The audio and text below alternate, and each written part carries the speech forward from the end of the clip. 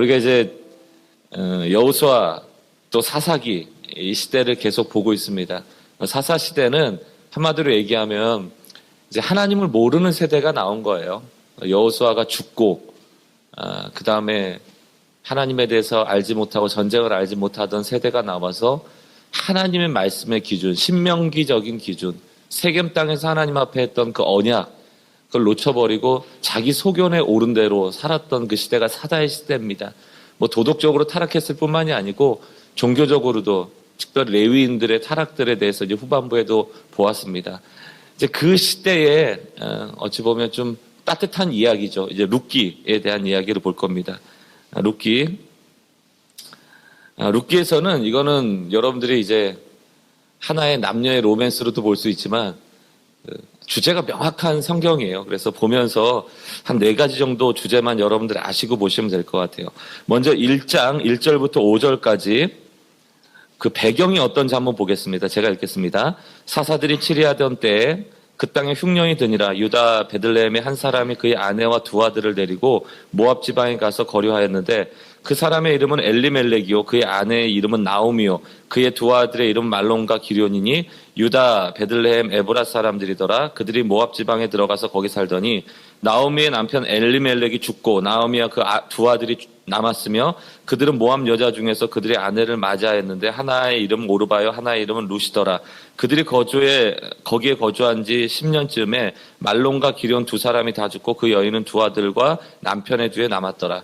그러니까 이제 흉년이 들어서 베들레헴이라는 곳을 떠나가지고 모압 지방으로 갔고 거기서 이제 남편 죽고 이제 아들 2명 결혼했는데 아들 죽고 이 여자들만 남은 거예요. 나옴이라는 여자하고 그 며느리였던 누굽니까? 오르바하고 룻이 남은 거죠. 그러니까 굉장히 이제 사사 시대와 같은 어두움에 대한 이야기를 하고 있는 겁니다. 자, 그러면 이제 어떻게 해야 됩니까? 여자 3이 남았으니까. 그러니까 룻이 이제 결단을 하고 며느리 너희는 모압 사람들이니까 각기 너희 그 고향으로 가고 나는 이제 베들레헴으로 나 혼자 가겠다 이제 이런 결심을 하는 겁니다. 8절, 9절, 10절 같이 한번 읽어보겠습니다. 시작. 나오미가 2 며느리에게 이르되 너희는 각기 너희 어머니의 집으로 돌아가라. 너희가 죽은 자들과 나를 선대한 것 같이 여호와께서 너희를 선대하시기를 원하며 여호와께서 너희에게 허락하사 각기 남편의 집에서 위로를 받게 하시기를 원하노라 하고 그들에게 입맞춤에 그들이 소리를 높여 울며 나오미에게 이르되 아니니이다. 우리는 어머니와 함께 어머니의 백성들에게로 돌아가겠느니라 하는지라. 아멘. 그래서 중요한 단어가 이 선대라는 단어입니다. 이게 이제 헤세드라는 거예요. 헤세드는 마치 이제 이스라엘 사람들에게 헤세드라는 단어를 이제 생각하면 우리나라 말로 얘기하면 한 이런 단어예요. 그러니까 한을 한마디로 정의할 수 없듯이 헤세드라는 말을 한마디로 정의할 수 없는데 뭐 성경에 보면 뭐 인애, 사랑 뭐 이런 표현으로 되어 있습니다. 하나님이 우리에게 베푸신 호의죠. 그러니까 이 선대라는 단어, 여호와께서 너희를 선대하기 원하신다, 헤세드하기 원하신다, 자비를 베풀기 원하신다, 사랑 베풀기 원하신다, 긍휼히 여기를 원한다. 이제 이게 룻기의 메시지예요. 그 사사 시대의 어두운 시대에 하나님이 베푸시는 선대, 호의, 이거에 대한 이제 그림 이야기입니다. 자, 이제 이 말을 듣고 이제 안 됩니다. 나는 어머니를 떠날 수 없습니다라고 붙잡았다가 결국 첫 번째 며느리 오르바는 떠나고 둘째 며느리 이제 룻만 쫓아가는 거예요. 자, 22절, 1장 22절 한번 읽습니다. 시작. 나오미가 모압 지방에서 그의 며느리 모압 여인 룻과 함께 돌아왔는데 그들이 보리추수할 때에 베들레헴에 이르렀더라. 이게 이제 룻기의 중요한 주제 이제 2가지를 같이 포함하고 있습니다. 돌아오다라는 슈브라는 단어예요. 돌아가다, 하나님께로 돌아간다라는 것이 첫 번째 또 하나의 그 주제가 되고 두 번째는 마침 돌아갈 때가 그 베들레헴 땅에 보리추수를 시작할 때였더라. 하나님이 베푸신 때에 대한 그 우연을 가정한 하나님의 섭리가 이 룻기 전체에 퍼져 있어요. 그러니까 하나님의 헤세드, 돌이키는 자에게 베푸시는 하나님의 그 때의 역사.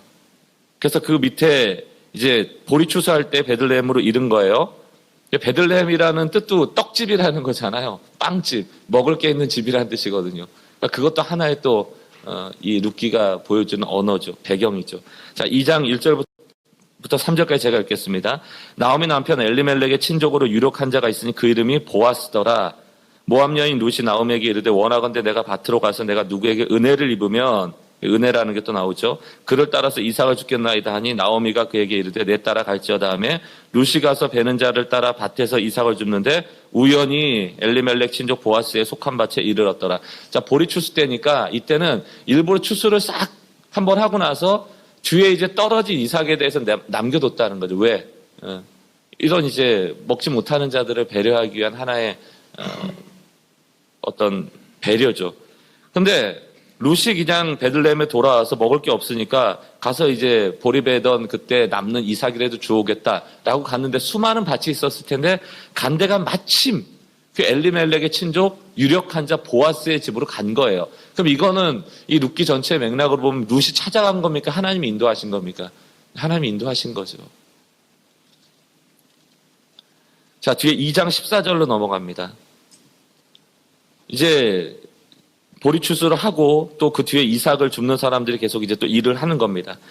자, 이제 식사할 때가 됐어요. 14절. 식사할 때 보아스가 룻에게 이르되 이리로 와서 떡을 먹으며 내 떡 조각을 초에 찍으라 하므로 룻이 곡식 빼는 자의 곁에 앉았으니 그가 볶은 곡식을 주매 룻이 배불리 먹고 남았더라. 룻이 이삭을 주우러 일어날 때 보아스가 자기 소년들에게 명령하여 이르되 그에게 곡식단 사이에 죽게 하고 책망하지 말며 또 그를 위하여 곡식 다발을 조금씩 뽑아버려서 그에게 죽게 하고 꾸짖지 말라 하니라. 그러니까 더 많은 선대를 해주는 거예요. 이삭 이상으로 더 베풀어 주도록 보아스에게 얘기를 하는 겁니다.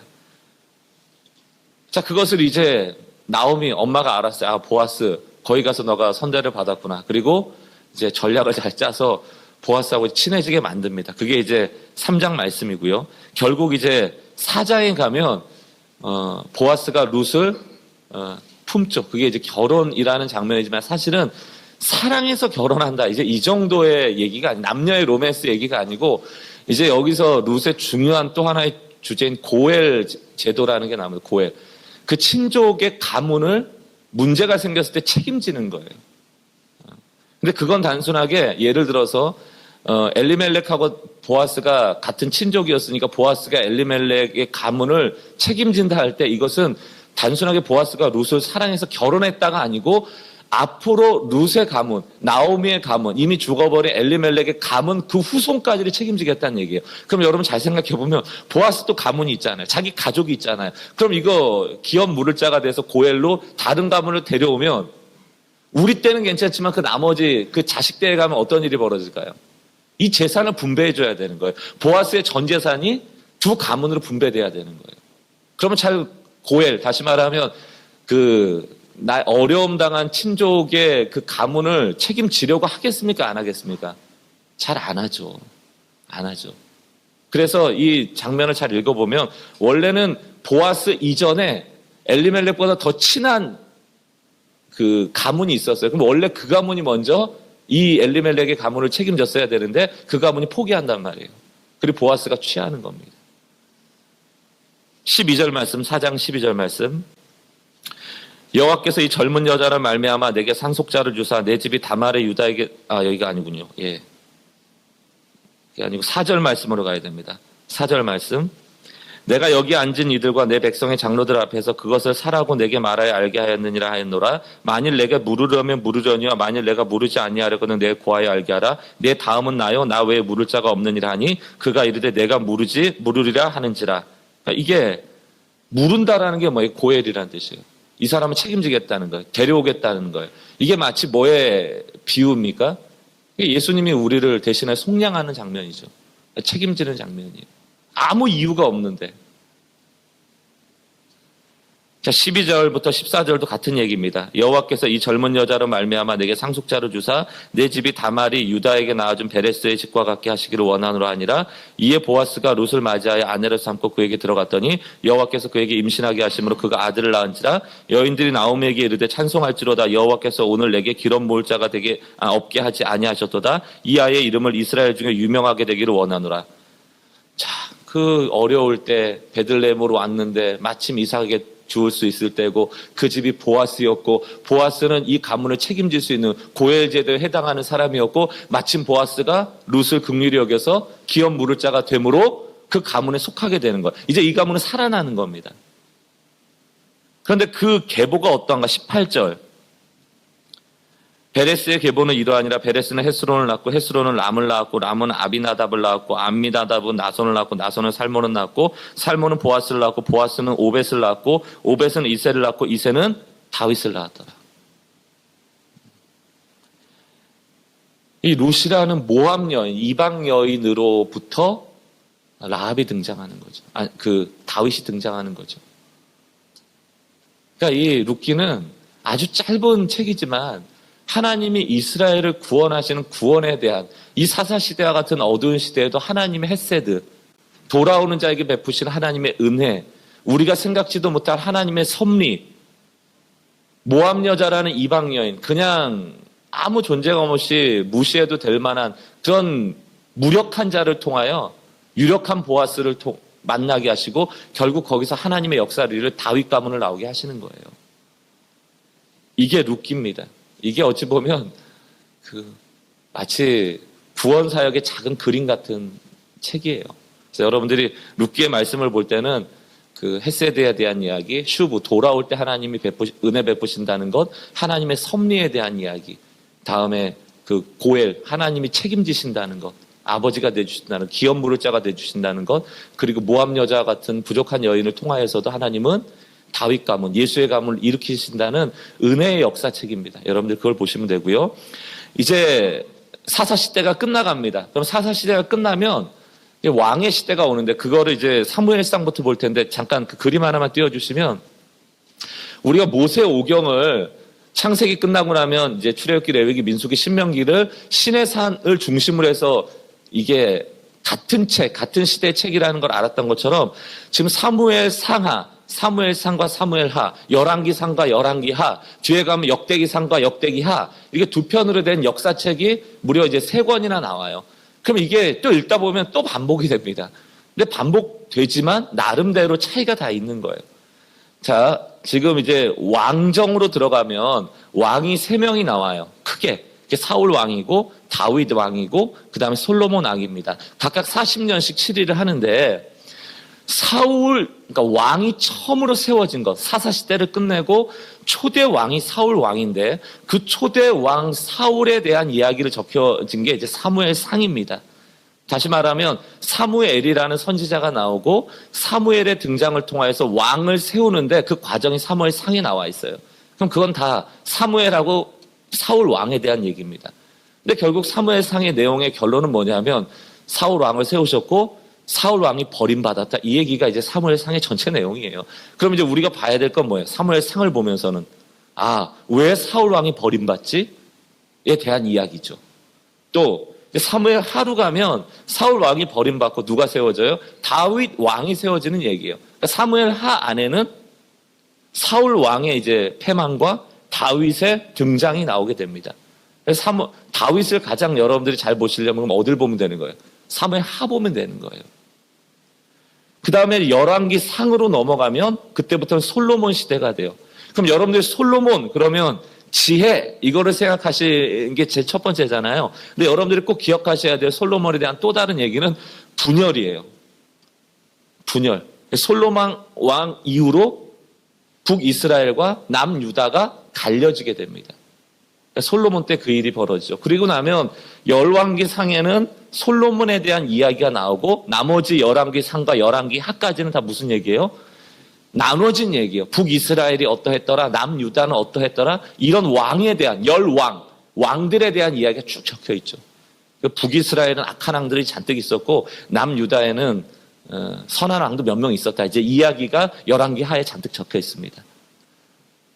자, 그리고 나면 이제 북이스라엘하고 남유다하고 이제 결국 하나님의 뜻을 떠났으니까 다 패망하게 되잖아요. 아람에게 패망하고 바벨론에게 패망하고. 그러면 패망하고 나면 당연스럽게 이 당시에는 포로로 끌려가겠죠. 그 포로로 끌려가는 얘기 성경에 적혀 있고 그 다음에 하나님이 그냥 포로로 끌려갈 때 너희 거기서 죽어라 그런 게 아니잖아요. 때가 차면 70년이 지나면 어떻게 한다? 복귀시켜준다고 그랬잖아요. 그러니까 그 다음에는 포로에서부터 돌아오는 이야기예요. 그래서 성경은 어렵지가 않아요. 사울의 등장, 사무엘과 사울 왕의 등장, 다음에 다윗의 등장, 솔로몬의 등장, 분열되고 망하고 포로로 끌려갔다 다시 돌아오는 얘기. 그럼 이제 포로로 끌려가기 전에, 이 북이스라엘과 남유다가 망하기 전에 하나님이 내버려 두시겠어요? 안 내버려 두시잖아요. 선지자들을 엄청 보내셔가지고 너희 그러면 안 돼, 돌아와야 돼. 이 얘기를 한 게 이사야, 에레미야, 호세야, 여러분들이 잘 아는 말라기, 하박국, 다 그 포로 시대에 끌려가기 전에 너희 돌아와라라는 메시지, 그 다음에 포로기에서 돌아올 때 너희가 돌아갔으니까 잘해라 하는 얘기, 그게 이제 선지자들의 이야기죠. 그러니까 성경이 굉장히 복잡한 것 같지만 이제 열왕기화 끝나고 나서 이제 선지서로 들어가 이러다 보면 반복되는 얘기가 많아요. 왜? 이제 포로기로 갈 때 하나님이 망하기 전에 너희 잘해라. 돌아왔을 때는 너희가 돌아왔으니까 잘해라. 이 얘기를 계속적으로 반복하고 있는 거예요. 그러니까 여러분들이 사무엘상 사무엘하, 열왕기상 열왕기하를 볼 때 사울왕의 이야기, 다윗왕의 이야기, 솔로몬의 이야기라고 보시면 되고, 그 밑에 있는 역대상하고 역대하는 마찬가지로 다윗, 특별히 북이스라엘과 남유다 중에서 남유다에 대한 이야기예요. 왜 남유다에 대한 이야기가 많은가 하면 역대상하는 쓰여진 시대가 좀 다릅니다. 포로기에 돌아올 때 쓴 내용이에요.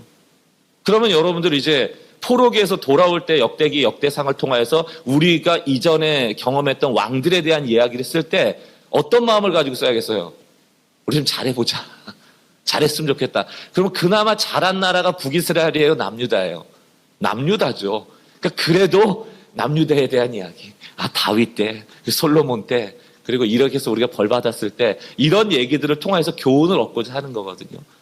그러니까 여러분들이 이제 성경을 볼 때 우리 같이 이렇게 숲을 볼 때는 사무엘 상하, 열왕기 상하, 역대기 상하까지 다 보기에는 좀 버겁죠. 그러니까 중복되는 내용들이 있으니 사무엘 상을 우리가 꼼꼼히 잘 볼 필요가 있어요. 왜냐하면 이제 왕을 세울 때 어떤 그 첫 스타트거든요. 사사 시대를 끝내는. 그때를 잘 보고 나면 그 다음엔 사무엘 하, 열왕기 상의 앞부분 정도에서 사울왕, 다윗왕, 그다음에 솔로몬 왕만 좀 보면 그 다음은 좀 저희가 이제 분열되어지는 그 전 단계에서 죄 짓는 이야기들이 많이 나옵니다. 이제 그렇게 보고 끌려갔다, 돌아왔다. 이제 이 얘기를 보게 될 겁니다. 이제 좀 맥이 잡히십니까? 그러니까 성경이 구조가 복잡해서 그렇지 그렇게 복잡하진 않아요. 그러니까 요거를 여러분 보여드릴 테니까 보시고 그 다음도 있나요, 뭐가? 예, 그렇죠. 이거는 이제 연대에 대한 이야기예요. 사울, 다윗, 솔로몬 40년씩 통치했고 다음에 북이스라엘이 먼저 그 범죄를 많이 했기 때문에 아수르에게 먼저 망하고 이제 몇 년 있다가 남유다는 바벨론에 명하게 된다. 이 얘기하고 그 솔로몬 때에 분열이 일어났다. 그 얘기에 대해서 연대로 좀 적어놓은 겁니다. 그 다음에 혹시 제가 자료 드린 게 있나요? 예. 이 내용도 보시면 우리가 지금 사울왕, 다윗왕, 솔로몬왕 이쪽을 볼 거죠. 성경은 저 왕의 이야기, 그 다음 밑으로 내려서 솔로몬 이후에 르호보암과 여로보암으로 나눠져서 남유다와 북이스라엘로 나눠지는 이야기, 스톱이요. 그리고 나면 왼쪽에 여기를 보면 그래서 선지자들이에요. 북이스라엘이 굉장히 심하게 여러분 잘 아는 아합이나 이런 왕 때 엘리야, 엘리사, 요나, 호세아 이런 선지자들이 활동을 했었고 다음에 남유다가 이제 하나님을 모르고 떠나서 악을 행할 때 이사야, 미가, 에레미야, 오바댜 이런 선지자들이 활동을 했다는 얘기예요. 쭉 더 내려보시면 그리고 나면 왼쪽 편, 저쪽 편이요. 예, 저쪽 편 보시면 이게 이제 남유다가 망하고 나서 1차 포로, 2차 포로 갑니다. 이 포로로 갈 때 여러분들이 잘 아시는 다니엘서, 에스겔서 이런 게 이제 포로 갈 때 쓰여진 책들이고요. 돌아올 때는 3번에 걸쳐서 돌아옵니다. 그때 스룹바벨, 여러분 잘 아는 에스라, 느헤미야 이런 책들이 있는 거예요. 이게 이제 구약 전체입니다. 여러분들이 이제 이거하고 그 11개 상황에 대한 연대기를 오늘 그 말씀 뒤에 자료로 붙여드릴 테니까 전체의 숲을 보고 성경 보실 때 일독을 끝까지 하실 수 있으면 가장 좋죠. 그런데 내가 한번 좀 숲을 보는 성경을 좀 봐야겠다라고 할 때는 이런 흐름을 가지고 얼마든지 선택해서 보실 수 있습니다. 그러니까 여러분들이 그런 마음으로 이 한 달간을 잘 지나가시면 될 것 같아요. 자, 그럼 이제 사무엘 상을 볼 텐데 사무엘 상에서는 여러분들 기억하실 게 뭐예요? 사무엘의 등장, 사울왕의 등장 두 가지만 보시면 돼요. 자, 1장입니다. 사무엘상 1장.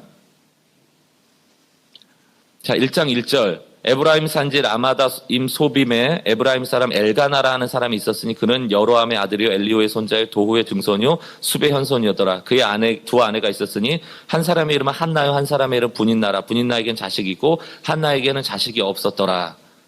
이게 지금 현재의 상황입니다. 근데 이제 성도들 이름 중에는 한나라는 이름이 많아요. 그죠?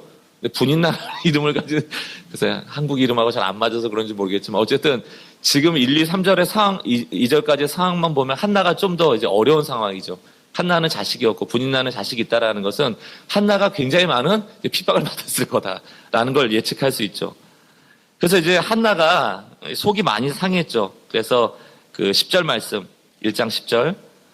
같이 읽습니다. 10절 11절입니다. 시작. 한나가 마음이 괴로워서 여호와께 기도하고 통곡하며 서원하여 이르되 만군의 여호와여 만일 주의 여종의 고통을 돌보시고 나를 기억하사 주의 여종을 잊지 아니하시고 주의 여종에게 아들을 주시면 내가 그의 평생에 그를 여호와께 드리고 삭도를 그의 머리에 대지 아니하겠나이다. 아들만 주시면 이 아들을 내가 개인의 자녀로 삼지 않고 하나님께 바치겠다는 얘기죠. 한나는 분인나한테 하도 이제 꾸사리 먹고 또 자식 없는 거에 대해서 얼마나 많은 주변에 핍박했겠어요. 그거 벗어나려고 그냥 출산하기만을 원한 거예요. 내가 이 아이가 뭐 자라서 뭐가 될지 전혀 모르죠. 어쨌든 나는 낳기를 원한다. 이런 마음을 했지만 하나님은 이 한나의 절박한 기도를 들으시고 누구를 주시냐면 사무엘을 주시는 거죠. 자, 19절입니다. 1장 19절. 그들이 아침에 일찍 일어나 여호와 앞에 경배하고 돌아가 라마 자기 집에 이르니라. 엘가나가 그의 아내 한나와 동침하며 여호와께서 그를 생각하신지라. 한나가 임신하고 때가 이름에 아들을 낳아 사무엘이라 이름하였으니 이는 내가 여호와께 그를 구하였다 함이라. 사무엘, 여호와께 내가 그를 구하여 받았다. 자, 26절. 한나가 이르되 내 주여 당신의 사심으로 맹세하나이다. 나는 여기서 내 주 당신 곁에 서서 여호와께 기도하던 여자라. 이 아이를 위하여 내가 기도하였더니 내가 구하여 기도한 바를 여호와께서 내게 허락하신지라. 그러므로 나도 그를 여호와께 드리되 그의 평생을 여호와께 드리니이다 하고 그가 거기서 여호와께 경배하니라. 나시린으로 바치는 거죠. 하나님의 종으로 바치는 거예요. 자, 이렇게 사무엘이 자기는 원치 않았지만 한나의 서원으로 말미암아 하나님께 쓰이는 사람이 된 거죠. 자, 2장입니다. 이제 한나가 그 당시 엘리 제사장에게 사무엘을 이제 보내요. 어린 아이 때 이제 보냅니다. 11절.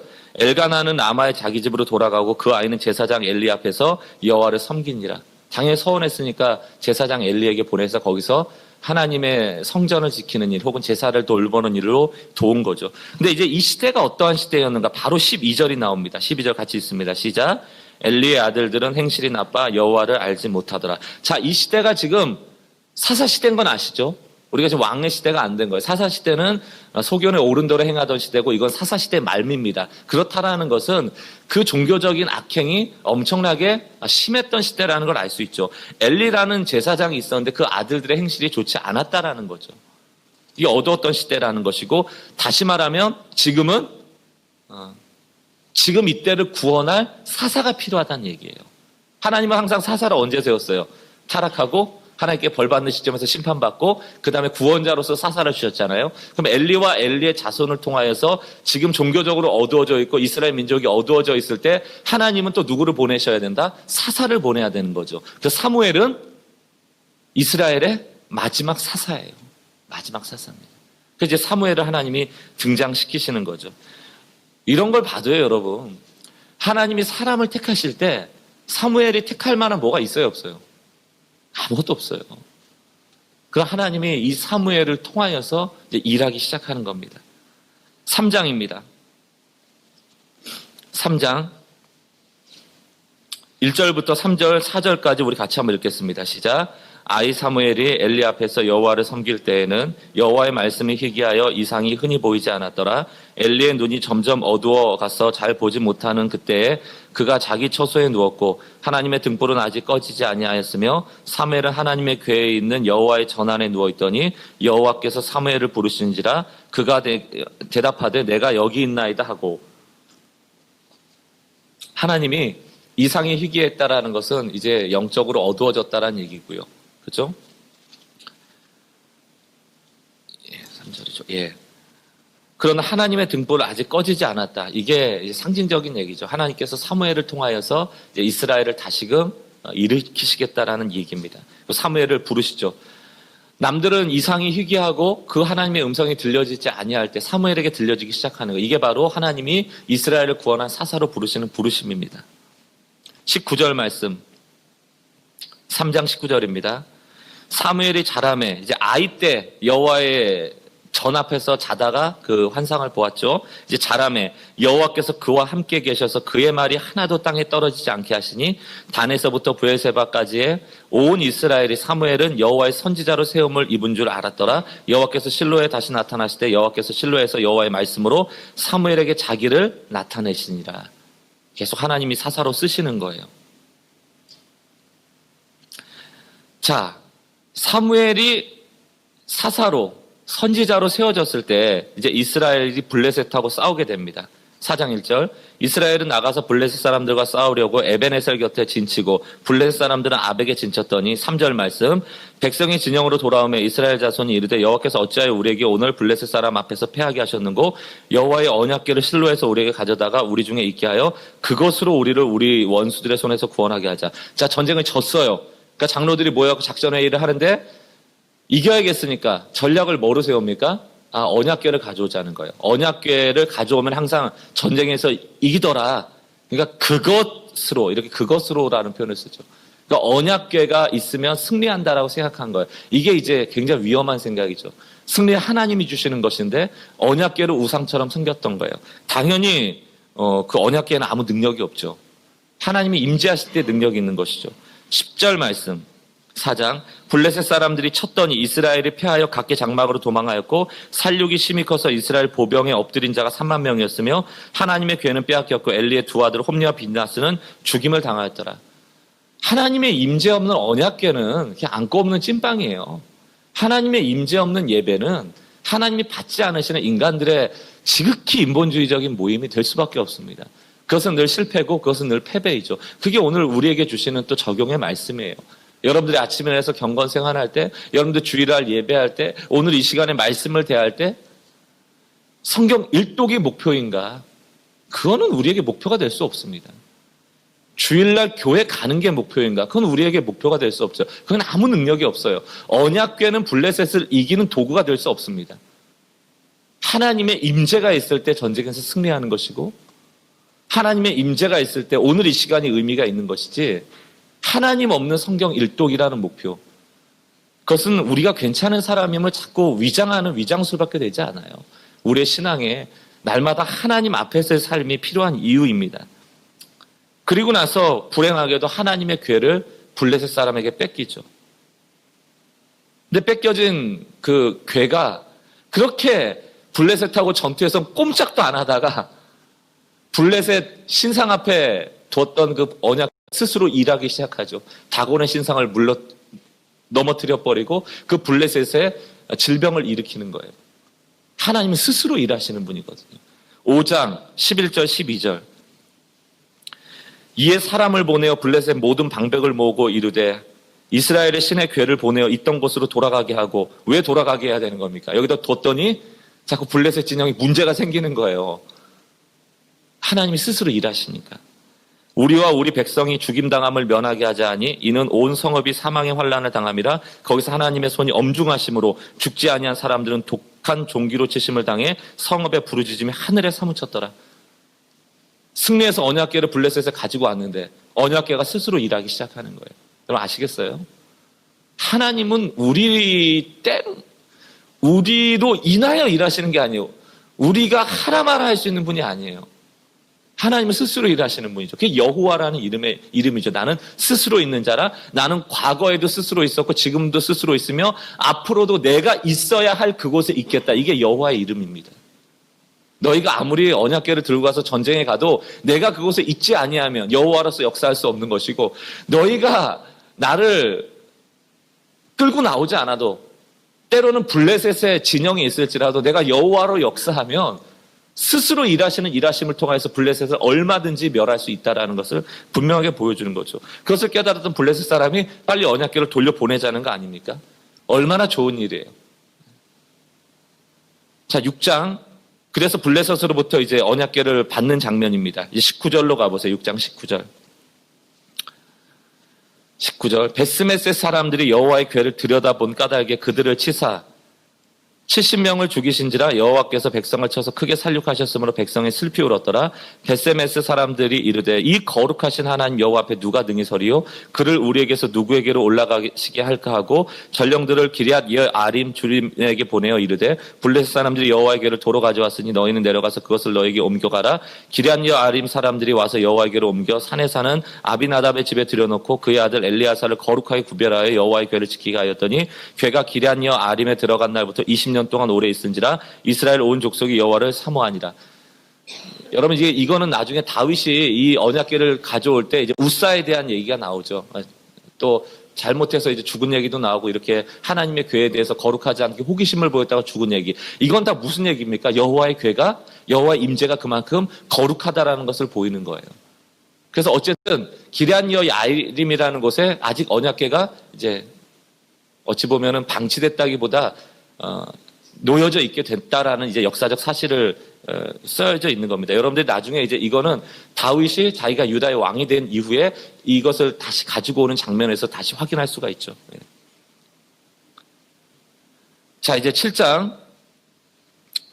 엘리의 가문 제사장이 죽고 사무엘 시대가 온 겁니다. 7장 3절. 사무엘이 이스라엘 온 족속에 말하 이르되 만일 너희가 전심으로 여호와께 돌아오려거든 이방 신들과 아스타롯을 너희 중에 제거하고 너희 마음을 여호와께로 향하여 그만을 섬기라. 그리하면 너희를 블레셋 사람의 손에서 건져내시리라. 이에 이스라엘 자손이 바알드가 아스타롯을 제거하고 여호와만 섬기니라. 이때가 언제예요? 블레셋에게 패배하고 이제 이런 소문이 돌고 이제 사무엘이 세워지고 이럴 때라 이제 버렸죠. 그리고 나서 이제 7절 보면 하나님이 은혜를 주십니다. 이스라엘 자손이 미스바에 모였다함을 블레셋 사람들이 듣고 그들의 방백들이 이스라엘을 치러 올라온지라 이스라엘 자손들이 듣고 블레셋 사람을 두려워하여 이스라엘 자손이 사무엘에게 이르되 당신은 우리를 위하여 우리 하나님 여호와께 쉬지 말고 부르짖어 우리를 블레셋 사람 손에서 구원하게 하소서 하니 사무엘이 젖먹는 어린 양 하나를 가져다가 온전한 번제를 여호와께 드리고 이스라엘 위하여 여호와께 부르짖음에 여호와께서 응답하셨더라. 이제 블레셋 사람을 이기게 된 거예요. 12절 말씀 같이 한번 읽겠습니다. 12절 시작. 사무엘이 돌을 취하여 미스바와 센 사이에 세워 이르되 여호와께서 여기까지 우리를 도우셨다 하고 그 이름을 에벤에셀이라 하니라. 블레셋을 이긴 겁니다. 자 보세요. 언약궤를 가지고 갔을 때는 실패했어요. 하나님께서 스스로 일하셨고 사무엘을 통하여 그 일하시는 하나님을 다시 받아들였을 때 하나님이 이스라엘에게 역사하신 것이죠. 이게 사사기의 구조잖아요. 똑같은 구조잖아요 지금. 그러니까 사무엘을 통하여서 사사시대의 연장을 지금 저희가 보고 있는 거예요. 그리고 사무엘이라는 사사를 통하여 승리를 거두고 에벤에셀 하나님의 이곳까지 도우셨다라는 신앙 고백을 하도록 하는 것이죠. 그러면 이제 사사 시대니까 구원이 일어났으니까 그 다음에 나올 장면이 뭐예요? 또 이제 또 타락하는 장면이 나오는 거죠. 이제 8장 이제 심각한 타락이 이제 보여지는데 8장입니다. 사무엘이 늙음에 벌써 이제 성경에서 늙다, 밤이 됐다, 어두워졌다 이런 게 나오면 이제 안 좋은 얘기예요. 그의 아들들을 이스라엘 사사로 삼으니 장자 이름은 요엘이요 차자 이름은 아비아라. 그들이 브엘세바에서 사사가 되니라. 그의 아들들이 자기 아버지의 행위를 따르지 아니하고 이익을 따라 내모를 받고 판결을 굳게 하니라. 이렇게 되는 거죠. 이제 이런 상황에서 전환이 일어납니다. 5절 말씀 우리 같이 읽을게요. 5절 말씀 시작. 그에게 이르되 보소서 당신은 늙고 당신의 아들들은 당신의 행위를 따르지 아니하니 모든 나라와 같이 우리에게 왕을 세워 우리를 다스리게 하소서 한지라. 그죠? 그 이제 왕이라는 제도는 사실 하나님이 먼저 제시한 방법은 아니죠. 그러니까 이스라엘 사람들이 옆에 나라들을 보니까 다 뭐가 있어요? 왕이 있더란 말이에요. 그러니까 우리도 왕이 있으면 좀 더 잘 살 수 있지 않을까라는 생각을 갖게 된 거죠. 6절 우리에게 왕을 줘 우리를 다스리게 하였을 때 사무엘이 그것을 기뻐하지 아니하여 여호와께 기도하며 여호와께서 사무엘에게 이르시되 백성이 내게 한 말을 다 들으라. 이는 그들이 너를 버림이 아니요 나를 버려 자기들의 왕이 되지 못하게 함이라. 자, 하나님이 좋아하세요? 안 좋아하세요? 안 좋아하시죠? 사무엘이 늙고 그 아들들이 명분은 됐어요. 잘못하니까 장로들이 모여서 너희 아들들이 이렇게 치리를 잘 못하는데 이거 문제 생길 것 같으니까 왕이 필요할 것 같다. 이렇게 얘기했지만 사실은 이스라엘의 진짜 왕은 누구예요? 보이지 않는 여호와 하나님이라는 것을 이스라엘 역사를 통하여서 수많은 사람들이 모세와 여호수아와 사사들이 또 마지막 사사 사무엘까지 알려줬지만 이스라엘 백성들의 마음에는 보이는 왕이 필요한 거죠. 이게 이제 우리의 모습과도 일맥상통하는 거예요. 18절 말씀 보세요. 8장. 그날에 너희는 너희가 택한 왕으로 말미암아 부르짖되 그날에 여호와께서 너희에게 응답하지 아니하시리라 하니 백성이 사무엘 말 듣기를 거절하여 이르되 아니로소이다 우리도 우리 왕이 있어야 하겠습니다. 들어주긴 줄 텐데 사무엘이 마지막까지 설득을 하는 거죠. 근데 너희 왕 때문에 문제 생길 거야. 그러고 나서 사사시대 때는 부르짖고 기도하면 다시 하나님이 회복시켜 주셨지만 이제 왕을 달라고 했으니까 이제부터 너희 인생 너희가 책임져야 돼. 너희가 부르짖어도 하나님이 역사하시지 않으면 어떡하려고 그래? 라고 설득을 했지만 이스라엘 사람은 뭘 선택합니까? 아니, 괜찮아요. 괜찮아요. 왕이 필요해요, 지금. 왕을 세우자는 겁니다. 이렇게 해서 이제 한 400여 년간의 사사시대가 종을 치고 왕정시대로 들어가는 것이고 첫 번째 왕으로 누가 세워집니까? 사울 왕이 세워지는 거예요. 자, 사울 왕이 세워지는 것도 여러분들 9장 말씀을 읽어보면 알겠지만 아주 간단해요. 사울 왕이 어떻게 왕이 됐을까요? 라고 여러분에게 질문하신다면 여러분 뭐라고 대답하셔야 될까요? 겸손했으니까? 키가 컸으니까? 그냥 된 거예요. 자기 아빠가 키우던 그 암낙인가요? 찾으러 갔다가 못 찾고 헤매고 다니다가 사무엘이라는 사람이 용험하다고 하니까 혹시 가서 물어봐라고 사무엘 집에 갔다가 사무엘이 기름 부은 거예요. 왜? 하나님이 그 전날 사무엘에게 나타나셨거든요. 올 건데 그 사람을 왕을 세우면 된다. 봤더니 왔거든요. 세운 거예요. 그게 이제 사울 왕의 탄생입니다. 자, 그렇게 사울 왕을 세우신 이유가 뭘까요? 하나님이 좀 이렇게 특별하고 잘 싸우고 왕이 될 만한 사람을 세우지 않은 이유가 뭐예요? 그런 사람이 세워지면 하나님 의지한다, 안 한다? 안 하죠. 왕으로 세워질 때 사울의 능력을 보고 세우는 게 아니고 하나님이 기름을 부으시는 거예요. 이스라엘의 왕은 하나님께로부터 기름 부음 받은 자가 세워지는 겁니다. 기름 부음 받는다는 게 뭐예요? 하나님이 그 사람의 인생을 붙잡아 주시는 거예요. 그 사람이 하나님께 순종할 때 하나님이 그 인생을 붙잡아 주시겠다라는 하나님의 특별한 은혜를 부음 받는 존재가 왕이거든요. 그러나 그 은혜가 떠나버리면 더 이상 왕이 아니죠. 그래서 위대한 왕이었던 다윗 같은 경우에는 바세바 사건 이후에 뭐라고 고백합니까? 주의 성신을 내게 거두지 마소서라고 얘기를 하는 거죠. 다윗에게 있어서 이스라엘의 왕은 어떤 존재다? 하나님께 기름 부음 받은 자예요. 왜 다윗이 사울을 자기를 그렇게 쫓아다닐 때 사울을 죽일 수 있는 기회가 2번이나 있었지만 왜 안 죽였습니까? 하나님이 기름 부음 하셨기 때문에. 이게 다른 거예요. 왜 우리가 그리스도인입니까? 왜 우리가 세상에서 빛과 소금이 돼야 됩니까? 우리가 성령이 있기 때문이에요.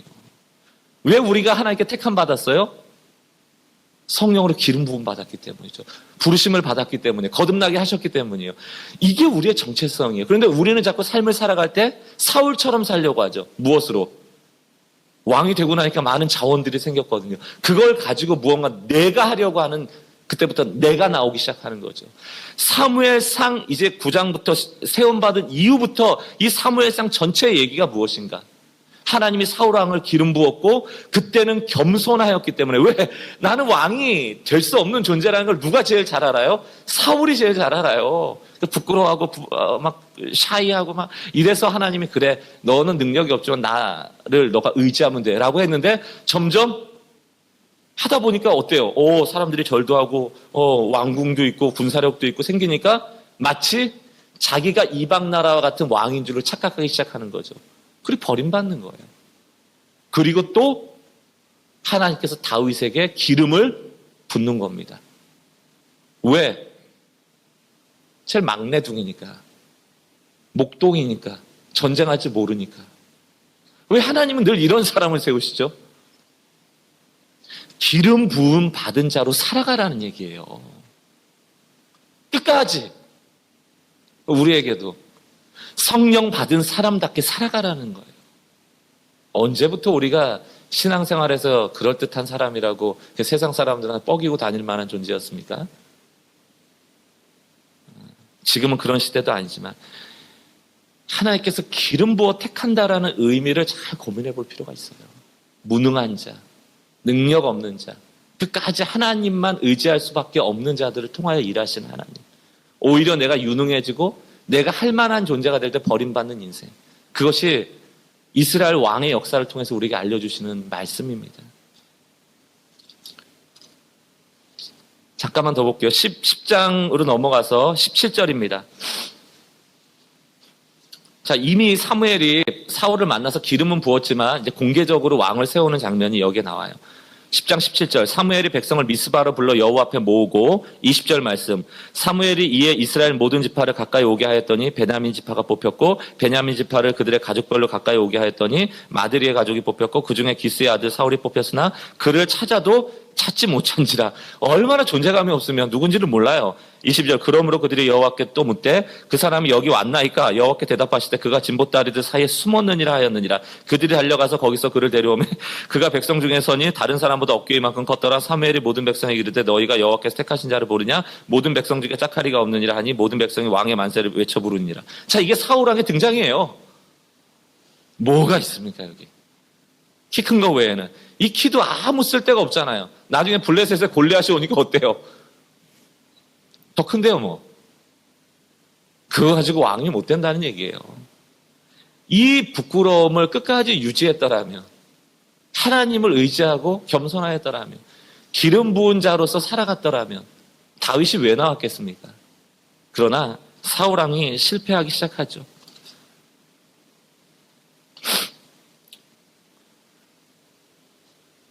자, 13장 말씀.